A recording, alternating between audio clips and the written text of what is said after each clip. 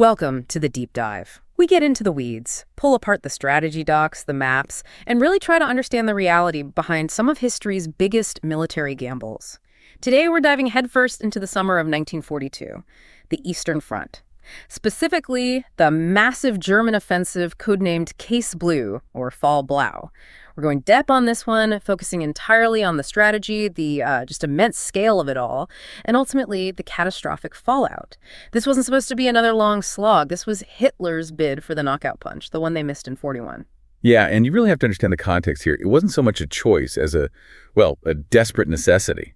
Operation Barbarossa hadn't delivered that quick victory, so Germany found itself locked in this incredibly costly war of attrition. And by the middle of 42, one critical factor overshadowed everything else. Fuel. They were running low. That really is the crux of it, isn't it? This whole gigantic operation, throwing over 1.5 million Axis soldiers forward. It wasn't really about capturing cities for their own sake or grabbing territory just like that. It was fundamentally about oil. The black gold Hitler absolutely had to have if he wanted to keep fighting a global war. Germany just didn't have enough. Exactly. And the numbers, when you look at them, really show the scale of that desperation. You've got, initially, 1.5 million Axis troops facing maybe 1.7 million Red Army soldiers spread across these vast distances in southern Russia. And the German high command, they felt this immense pressure, this ticking clock. They knew fundamentally that without the oil from the Caucasus, the whole war machine would eventually just grind to a halt. Okay, let's unpack that pressure. So early 1942, that brutal winter outside Moscow is still fresh in everyone's mind, a real humiliation for the Wehrmacht. The front lines are sort of frozen, operations stalled. But the ambition, that clearly wasn't dead. What specifically pushed Hitler to launch another huge offensive, and why south, away from Moscow this time? Well, it really boils down to strategic necessity. Resources. The German High Command, the OKH, they were already drafting plans for the next big push as early as February 42, and Hitler's Directive Number 41, that laid out the plan for the year. It was basically hold the line in the center, keep pressure on Leningrad in the north, but the main effort, the Schwerpunkt, that was all shifting south. Hitler became absolutely fixated on the Caucasus region. He believed, perhaps rightly, that capturing its resources would do two critical things: fuel his war machine indefinitely, and completely cripple the Soviet ability to keep fighting. And that oil dependency, it really was the Achilles heel for Germany. The figures are just stark. Before the war, something like 85% of their oil was imported. Then the British naval blockade kicks in. Suddenly, no more oil from the Americas. The Middle East, cut off. Right. So they were scrambling. Germany had its own synthetic fuel production, which was, complicated, expensive, and definitely not enough. Their lifeline became the Romanian oil fields, place AT mainly. In 1941, Romania supplied a staggering 75% of all German oil imports. But it's always a but. Exactly. By late 41, the Romanians were sending urgent warnings to Berlin. Their reserves were basically tapped out. They just couldn't sustain the output the Wehrmacht needed for another massive summer campaign in 42. Think about those panzer divisions. They needed hundreds of thousands of tons of fuel. And the reserves just weren't there anymore. So the Caucasus isn't just strategic territory. It becomes this existential prize, life or death for the Third Reich's war effort. And it wasn't just oil down there, was it? No, not at all. Yeah. The Caucasus was like a treasure chest for a modern industrial war. You had grain, cotton, yes, but also vital metals, and critically manganese. The deposits at Kietura, down in Transcaucasia, absolutely essential for producing high-quality steel. Kietura was the richest single source on the planet. It accounted for half of all Soviet manganese production. Capturing that, it would have dealt a massive blow to Soviet tank and weapons manufacturing. But the glittering prize, the main reason for this enormous southern gamble, it had to be the crude oil. Without a doubt. The oil fields north of the Caucasus Mountains, places like Maikop and Grozny, they were significant targets. Together they produced maybe 10% of Soviet oil. But the ultimate goal, the one that could potentially end the war on the Eastern Front, that was Baku, the capital of Azerbaijan. Baku alone pumped out something like 80% of the entire Soviet Union's oil supply. We're talking around 24 million tons in 1942. Hitler was utterly convinced, take Baku, and the Soviet war effort collapses. Simple as that. The Red Army just couldn't function without that fuel. Which makes the Soviet side of this prelude almost tragically ironic. They failed to anticipate the southern thrust, even when they were basically handed the plans. It's an incredible historical what-if, isn't it? On June 19th, just over a week before Case Blue launch, the actual German operational plans fell directly into Soviet hands. Major Joachim Reichel, his observation plane gets shot down near Kharkov, and the Soviets recover his briefcase. Inside, maps, orders, the whole blueprint for the southern offensive. Okay, so Stalin gets presented with the enemy's exact plans. What does he do? He dismisses them, utterly. Why? Because Joseph Stalin was completely convinced by Operation Kremlin. This was a really sophisticated German deception operation. Fake troop movements, false radio chatter, planted intelligence, all designed to make the Soviets believe the main German attack in 42 would be, once again, aimed straight at Moscow. So Stalin looks at the real plans for the Caucasus offensive and thinks, this must be the trick. The real attack is coming at Moscow, just like they want me to think it isn't. Precisely. He was so bought into the Operation Kremlin narrative that he saw the genuine intelligence as the actual deception and the consequence. Most of the Red Army's best troops, their strategic reserves, remained deployed around Moscow. The southern front, the actual target zone, was left much, much weaker than it should have been. And this intelligence blunder came right on the heels of some serious military setbacks for the Soviets in that same area. Absolutely. Even before Case Blue kicked off, the Soviets had suffered a devastating defeat in the Second Battle of Kharkov back in May. They lost hundreds of thousands of men, vast amounts of equipment. It really crippled their mobile forces in the south. You combine that with the Germans clearing the Kerch Peninsula in the Crimea. While the southern approaches were left wide open, it gave the Germans a huge advantage, especially for supplying what would become Army Group A right from the start of the campaign. Okay, so the stage is set. Desperation for resources on the Axis side, a really catastrophic intelligence failure on the Soviet side. Then, June 28th, 1942, Fall Blau erupts across the steppes. Talk about that initial impact, the shock and awe. Well, the first phase was pure, classic blitzkrieg. It must have felt like 1940 or early 41 all over again for the Germans. It completely restored the Wehrmacht's confidence after that bruising winter. The offensive kicked off with the 4th Panzer Army driving hard towards Voronezh. And the Soviet response, it was chaos, disorganized retreat. The speed of the German advance was just stunning. Some sources pinpointed they advanced 48 kilometers on the very first day. 48 kilometers in a day. Yeah. Yeah. That lack of prepared, robust Soviet defense, largely thanks to Stalin's misread of the situation, just allowed this incredible initial momentum. That kind of speed must have been intoxicating for the German commanders, covering huge distances every day. Let's break down the original plan, though, because understanding that initial 3-stage structure is really key to seeing how things went wrong later. Right. The original Fall Blau concept was quite ambitious. It was designed as a series of massive encirclements along the Don River band. The idea was to trap and destroy the main Soviet forces there, clear the flanks before making the really deep pushes south and east. So Phase 1, Blau 1, that involved the 4th Panzer Army, a powerful force, along with the 2nd Army. They were to attack towards Voronezh. This city was seen as the strategic hinge, anchoring the northern flank along the Don, pointing towards the Volga River. Okay, secure the northern shoulder first. Exactly. Then, Blau 2nd, this is the job of the 6th Army under General Paulus. They'd attack eastward from the Kharkov area. Their goal was to race to the Don, seize the crossings, and establish a strong eastern flank. This flank would stretch towards the Volga, near a city called Stalingrad. Now, importantly, capturing Stalingrad itself wasn't initially the main goal. It was about securing that Don-Volga line. Got it. So Stalingrad was more of a geographical marker at first. Story, yeah. And then Blau III, this was the 1st Panzer Army striking deep, deep south towards the lower Don River. They'd be flanked by the 17th Army and the 4th Romanian Army. Their objective was Rostov-on-Don, the gateway to the Caucasus, and then onwards towards the oil fields. So a massive, multi-pronged pincer movement. Trap the Soviets west of the Don, then split towards the Caucasus and the Volga. And the Luftwaffe, German air power, must have been absolutely essential for making that initial phase work so well. Oh, completely critical. The Luftwaffe was the spearhead. They established air superiority so totally, so quickly, that organized Soviet movements on the ground became almost impossible. The sheer concentration of air power was incredible. We're talking sometimes up to 100 German aircraft focusing their attacks on a single Soviet division that happened to be in the path of the main armored thrusts. They just systematically hammered command posts, railway junctions, troop concentrations, any sign of Soviet armor. This gave the German ground troops almost complete freedom of movement without serious fear of attack from the air. And the kill ratios reflect that dominance. Absolutely. The figures are stark.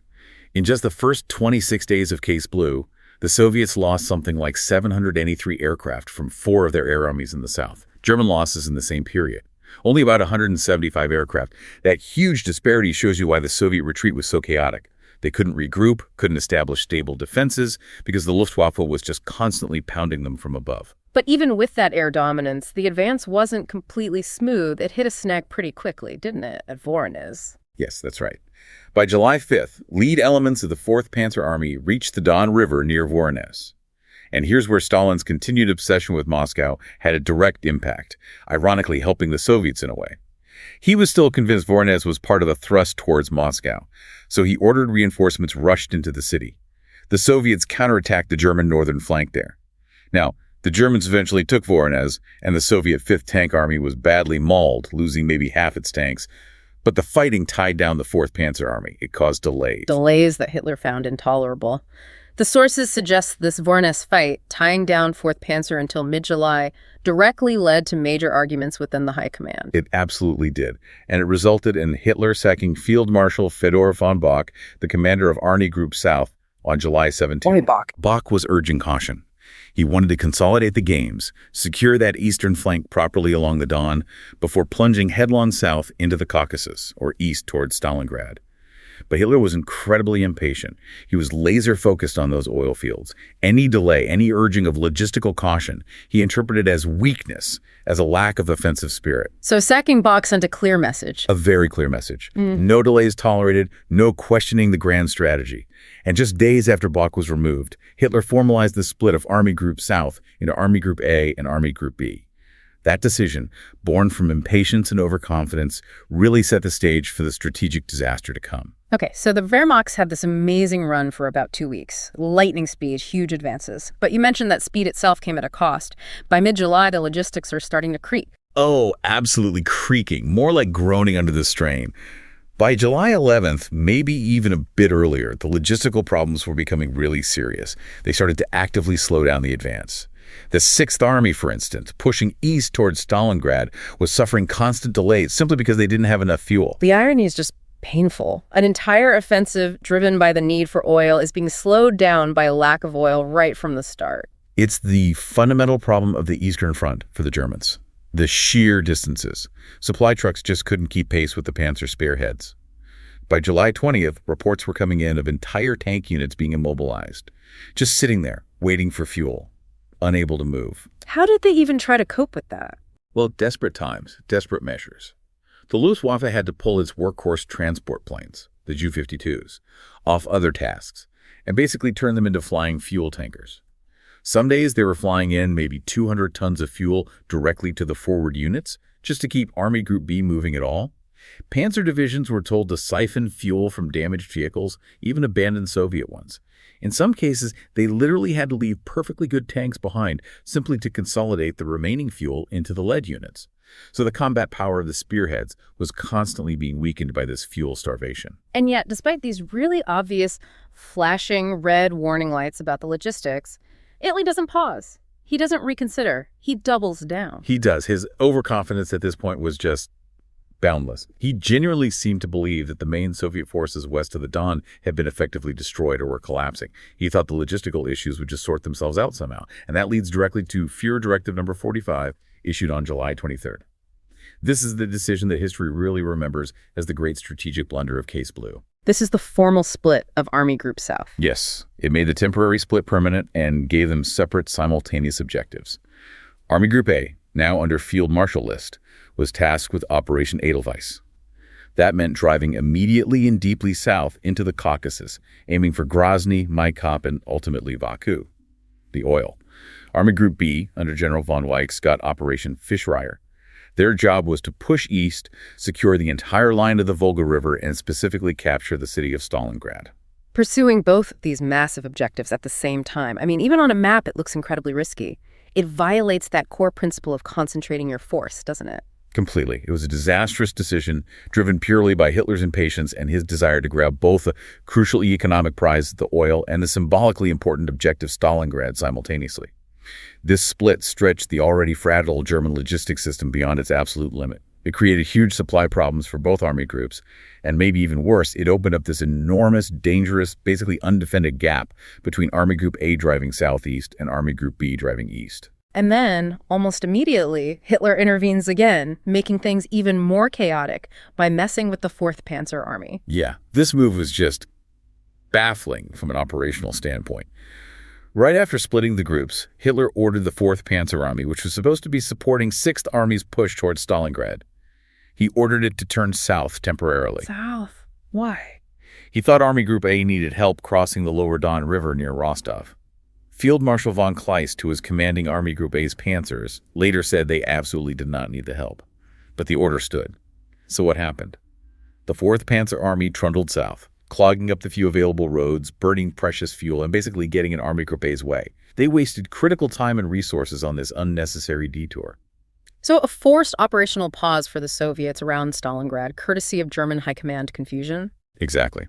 For about 2 weeks, the 4th Panzer Army was out of the fight for Stalingrad. When Hitler finally realized his mistake and redirected them back north towards Stalingrad, it was too late. The Soviets had used precisely that 2-week window to rush just enough reinforcements into Stalingrad to begin organizing a serious defense. What might have been a relatively quick capture of the city in early August now became a guarantee of a bloody, protracted battle. Meanwhile, Army Group A, despite the traffic jam, was making that initial dash south for the oil. Yeah, initially they made incredible progress down there. They took Rostov, the so-called gate to the Caucasus, on July 23rd, almost without resistance. Army Group A covered over 480 kilometers, that's nearly 300 miles in less than 2 weeks, just swept across the open steppe, capturing towns like Salsk and Stavropol. It must have seemed like the prize was within their grasp. But the prize itself proved difficult to actually hold on to. Right. That's the frustrating part for the Germans. They seized the Maikop oil fields on August 9th, partly through a daring commando operation. Tactically brilliant, but strategically. The Red Army had done a ruthlessly effective job of wrecking the facilities before they retreated. They sabotaged machinery, set fires, blew things up. The damage was so extensive that German engineers estimated it would take at least a year to get the Maikop fields producing oil in any meaningful quantity for the German war effort. So they captured the ground, but not the oil itself. And that famous image of the Nazi flag on Mount Elbrus, symbolic, but ultimately meaningless. Pretty much. German mountain troops planted the swastika flag on Mount Elbrus, the highest peak in the Caucasus, on August 12th. Great propaganda photo opportunity, but it had zero strategic value. And by this point, the brutal irony of the entire campaign was becoming unavoidable. The offensive, launched to capture oil, was literally running out of gas. The supply lines back to Germany were stretched impossibly thin across hundreds and hundreds of kilometers. Fuel trucks couldn't get enough fuel themselves to reach the front lines, and the sources confirmed this almost unbelievable detail. In some sectors, the Germans resorted to bringing vital supplies, including barrels of oil and gasoline, up to the front lines using camels. Camels, supplying a modern panzer army. That image says it all about the logistical failure, doesn't it? It really does. It's the perfect, almost absurd symbol of how Case Blue's ambition completely outstripped its logistical reality. Okay, so the grand strategy is faltering. Logistics are a nightmare. Hitler's meddling is causing chaos. Army Group A is stalled in the Caucasus, running on fumes and apparently camel transport. Army Group B is approaching Stalingrad, where the fight is about to become infamous. Let's talk about how this collision of flawed strategy and determined resistance played out on the ground. Well, on the Soviet side, the initial German successes, especially when they cut the last main railway line connecting central Russia with the Caucasus on July 29th, definitely caused panic in Moscow. And that panic led directly to Stalin issuing Order Number 227 on July 28th. This is the famous or infamous not a step back order, Nishagu Nazad. This order is legendary. What exactly did it entail? It wasn't just a suggestion, was it? Oh, not at all. It was brutal. Order 227 essentially declared that any retreat not explicitly ordered by high command was treason. It established penal battalions, Strafbati, made up of soldiers accused of cowardice or political offenses, who were then used for the most dangerous assaults, essentially as cannon fodder. And maybe even more chillingly, it created blocking detachments. These were special NKVD or army units positioned behind the regular Soviet lines with orders to shoot any soldiers seen retreating without permission. Wow. So retreat literally became as dangerous or more dangerous than fighting. That was exactly the point. It was designed to instill absolute discipline through fear. And while incredibly harsh, it undoubtedly hardened Soviet resistance. It removed the option of easy withdrawal and forced units to stand and fight, especially as the Germans pushed deeper into core Russian territory and, later, into Stalingrad itself. How did this increased tenacity show up in the Caucasus, where Army Group A's advance had already started to slow down by late August? The resistance definitely stiffened. Part of it was the terrain. Obviously, mountains are tough for tanks. But a big factor was the defenders themselves. The Soviets started using more local levies, men from the Caucasus republics fighting literally on their home ground for their homes and families. They had a powerful motivation. And the sources specifically mentioned the effectiveness of Georgian alpine and mountain troops. These guys were specialists, they knew the terrain, and they proved incredibly adept at ambushing German columns, holding key passes, and generally making life hell for the invaders. They effectively stalled the German advance towards the critical Black Sea ports and the main oil regions further south. So the Germans made some progress but couldn't get to the really crucial objectives. They reached their furthest point with the capture of Neljik by Romanian mountain troops on November 2nd. That shows they still had offensive capability. But Baku, the ultimate prize, remained hundreds of kilometers away, completely out of reach. The push towards the Grozny oil fields was decisively stopped west of Vladikavkaz. The door to the main Caspian oil fields was slammed shut by Soviet resistance in the mountains. And with the ground offensive clearly bogged down in the Caucasus, Hitler turned to the Luftwaffe again to try and destroy what they couldn't capture. Exactly. It was basically an admission that Plan A, capturing the oil fields intact, had failed. So Plan B became destroy them from the air. Hitler ordered a major air offensive against the Soviet oil infrastructure to be carried out by mid-October.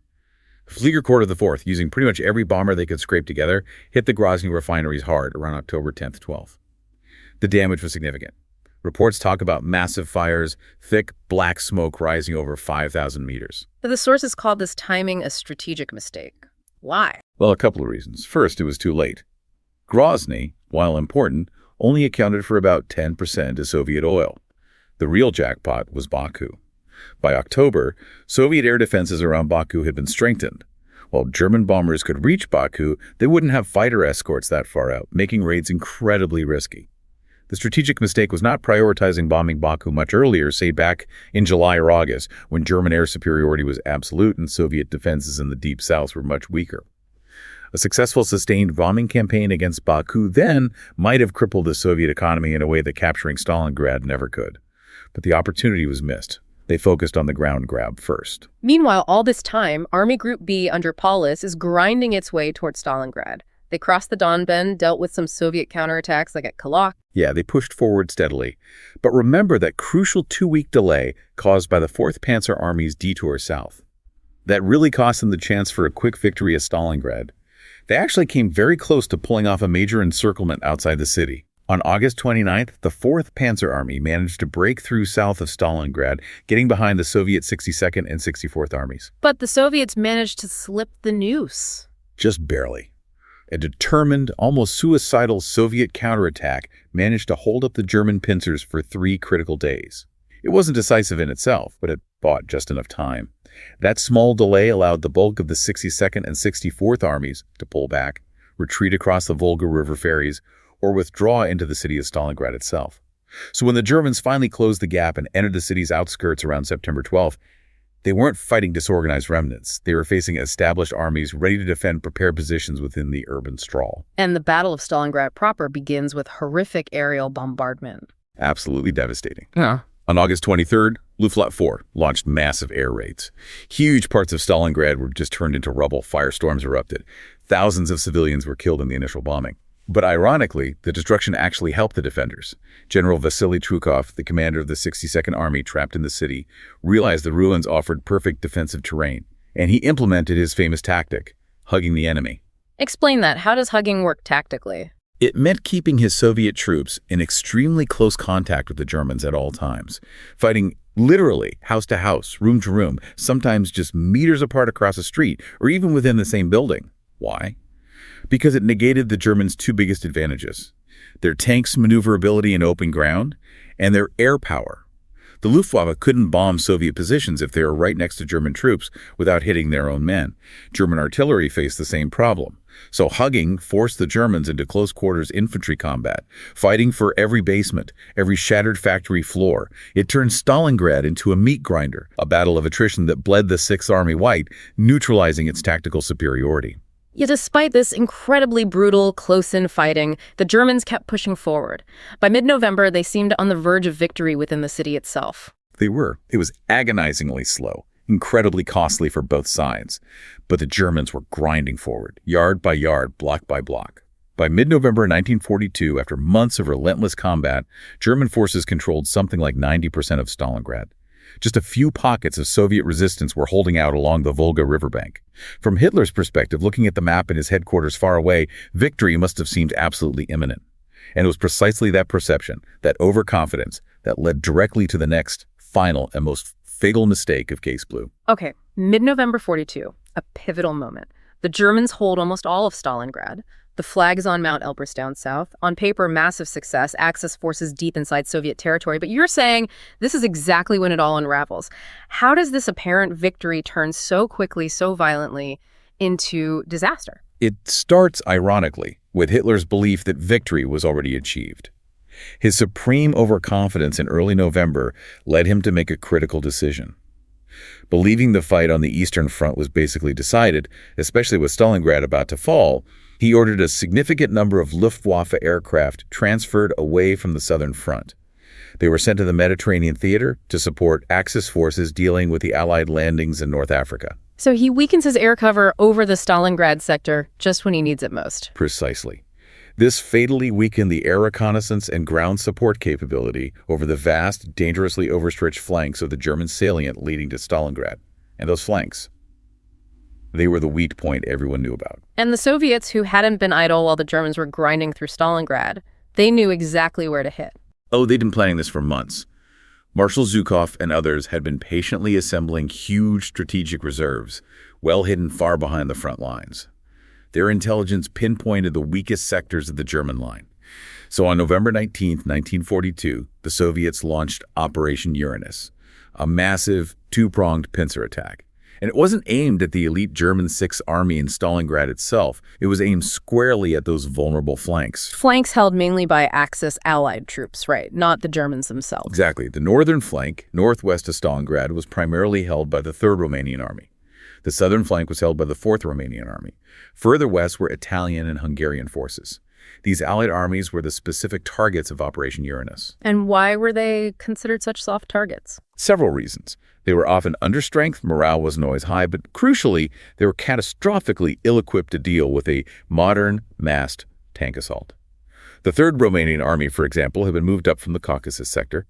They had very few effective anti-tank guns, maybe only 6 or so older models per division, totally inadequate against the hundreds of Soviet tanks, including the excellent T-34 spearheading the attack, and even the main German armored reserve supposed to back up these flanks, the 48th Panzer Corps. It was itself largely equipped with obsolete Czech-made Panzer 35Ts. Tanks from the 1930s, no match for the T-34s. So when the Soviet hammer blow fell on November 19th, the collapse was almost instantaneous. The Romanian armies were simply overwhelmed and routed within hours. The Soviet pincers drove deep and fast through the gaps. One thrust came south from the Serafimovich bridgehead. The other drove north from the Beketovka area south of Stalingrad. They linked up near the town of Kalakna-Donu just 4 days later, on November 23rd. And just like that, the entire German Sixth Army, plus parts of the 4th Panzer Army that had been drawn into the Stalingrad fight, over 250,000 men, were completely encircled, trapped. A stunning reversal. But encirclement doesn't necessarily mean annihilation. This is where Hitler's leadership, or lack thereof, sealed their fate. Absolutely. This is the point of no return. Faced with this catastrophe, the rational military decision would have been to order the Sixth Army to immediately attempt to break out westward, to try and reconnect with the main German lines, even at great cost. But Hitler refused. He issued the fatal order. Sixth Army was to stand fast, form an all-round defense at Kessel or Cauldron, and hold Stalingrad. He forbade any breakout attempt. On what grounds? Did he think they could actually hold out indefinitely? His reasoning was based on a promise from Hermann Goering, the head of the Luftwaffe, that the Air Force could keep the entire Sixth Army supplied from the air. The infamous air bridge. Was that ever realistic? Not even remotely. The Sixth Army needed a bare minimum of, say, 500 tons of supplies per day, probably closer to 750 tons, just to survive and maintain basic combat effectiveness. The Luftwaffe, already depleted, facing bad weather and strengthening Soviet air defenses, simply didn't have the transport capacity. On their very best days, they struggled to deliver maybe 100, 120 tons. Most days, it was far less. It was a logistical impossibility from the start. And the attempt to relieve them from the outside also failed. Yes. Operation Winter Storm, Wintergewitter. Field Marshal von Manstein assembled a new Army Group Dawn south of the pocket and launched a relief attack on December 12th. His Panzer spearheads actually fought their way to within about 50 kilometers, maybe 30 miles, of the Stalingrad pocket. Close enough that the trapped soldiers could see the flares at night. But Manstein radioed Paulus, urging him to launch a breakout attack towards the relief force codenamed Thunderclap. But Paulus, bound by Hitler's strict no-breakout order, refused unless he got explicit permission from Hitler. Permission never came. So the link-up never happened. It never happened. Manstein's forces couldn't break through the final Soviet ring on their own, and without Paulus moving towards them, the relief attempt stalled and ultimately failed by late December. The fate of the Sixth Army was sealed. Their surrender came in stages, ending on February 2nd, 1943. And the Soviet offensive didn't just stop with encircling Stalingrad. The collapse of those flanks opened up the whole southern front, didn't it? It completely unhinged the entire German position in the south. The Soviets immediately followed up Operation Uranus with Operation Little Saturn. This smashed the Italian Eighth Army further west, widening the breach. The danger now was that the Soviets could drive south towards Rostov and cut off all of Army Group A, still deep in the Caucasus. To avoid that even bigger disaster, Army Group A was finally given the order to conduct a full-scale retreat from the Caucasus, starting on December 28th. All that territory gained in the summer drive for oil abandoned. And subsequent Soviet offensives just kept rolling the Germans back. Pretty much through the winter of 43. Operations like Ostrogosk-Rossosh, Vornis-Kasternoye, Operation Star, they chewed up remaining Axis Allied forces, pushed the Germans back hundreds of kilometers, recaptured major cities like Kursk and Kharkov. Now, it's fair to say the Soviets eventually overextended their supply lines too, which led to Manstein winning a temporary victory at the Third Battle of Kharkov in March 43, stabilizing the front for a time. But strategically, the verdict was in. Almost all the vast territorial gains of Case Blue had been wiped out by the spring of 1943. So, looking back at the whole campaign, based on everything we've discussed, what's the final analysis? Why did Case Blue fail so catastrophically? I think the sources point overwhelmingly to Hitler's strategic overreach and his constant damaging operational interference, combined with a fundamental underestimation of Soviet resilience and a failure to grasp logistical realities. Demanding the capture of Baku and Stalingrad simultaneously was the original sin. It fatally dispersed German strength and stretched logistics beyond the breaking point. Then came the specific blunders. The pointless diversion of the 4th Panzer Army, the refusal to allow a timely breakout from Stalingrad. These decisions compounded the initial error. Ultimately, Case Blue was designed to secure the resources Germany needed to win the war. Instead, it bled the Wehrmacht white, consumed an entire field army, shattered the morale of its allies, and delivered a devastating, irreversible blow to German prestige and military power on the Eastern Front. Hashtag OTRO. So, Case Blue. It really stands as this stark, almost perfect historical example of a massive military gamble driven by absolute necessity, that desperate need for oil, which ultimately crashed and burned because of strategic overreach, logistical fantasy, and fatally flawed leadership. That image you mentioned, a modern mechanized army being supplied by camels in its push for oil fields, it just captures the whole doomed absurdity of the later stages, doesn't it? It really does encapsulate the disconnect between ambition and capability. The failure wasn't just a lost battle or lost army, though. It fundamentally changed the entire equation on the Eastern Front. Germany shifted from trying to win the war by seizing resources to just trying to survive, trying to hold on. When you weigh the sheer audacity of the initial plan against the absolutely crippling logistical failures and command decisions, what stands out to you as the single biggest takeaway? Well, for me, what's truly fascinating, and perhaps speaks volumes about Hitler's mindset, is what happened after the main disaster. Even though Case Blue effectively ended with the Stalingrad encirclement and the retreat from the Caucasus, the Germans didn't give up all their gains immediately. They clung tenaciously to the Kuban bridgehead, that foothold on the Taman Peninsula, just across the Kerch Strait from Crimea. It was their last piece of the Caucasus, and they held onto it until October 1943, almost a year after Stalingrad. What was the strategic value by then? Baku was clearly off the table. Exactly. That's the provocative question it leaves us with. Why did Hitler insist on holding that bridgehead for so long, at considerable cost, long after the original strategic goals of Case Blue were dead and buried? Was it just stubborn denial, a refusal to admit defeat? Or did he still harbor some sliver of hope? Did holding that bridgehead represent, in his mind, keeping the door open, just a crack, for a future offensive into the Caucasus? Does it suggest that the obsession with oil, the resource imperative that launched Case Blue, never truly died, even as his Reich began to crumble around him? Something to think about.